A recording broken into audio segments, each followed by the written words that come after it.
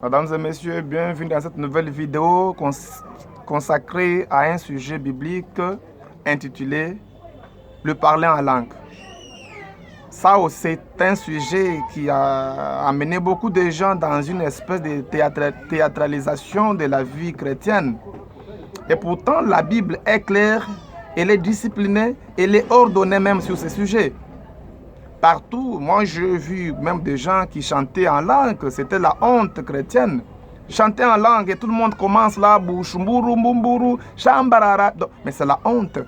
Mais que dit Paul dans la Bible? La Bible ne nous a pas laissé comme ça. Elle nous a donné des jalons si nous voulons pratiquer la volonté de Dieu dans la Bible. Le parler en langue. Prenons le cas de la première fois que les gens ont parlé en langue, c'était lors de la Pentecôte que les chrétiens ont parlé en langue. C'était pendant la Pentecôte.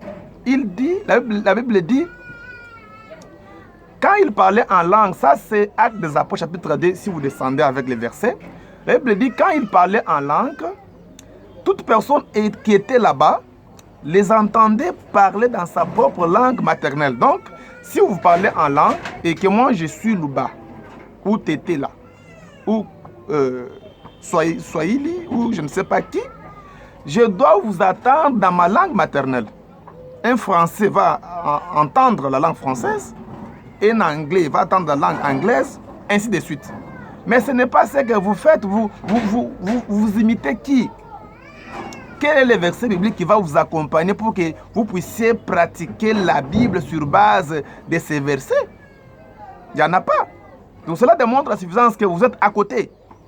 Et quand vous amenez les esprits faibles à parler en langue pendant votre prédication, moi je pense que vous devez arrêter parce que ce n'est pas la volonté de Dieu. Le parler en langue est taillé sur mesure, ordonné, discipliné dans la Bible. Soit vous parlez tous et que les gens qui sont là, chacun va, n'est-ce pas, être communiqué par Dieu dans sa langue maternelle, ce qui est pratiquement impossible dans vos théâtres.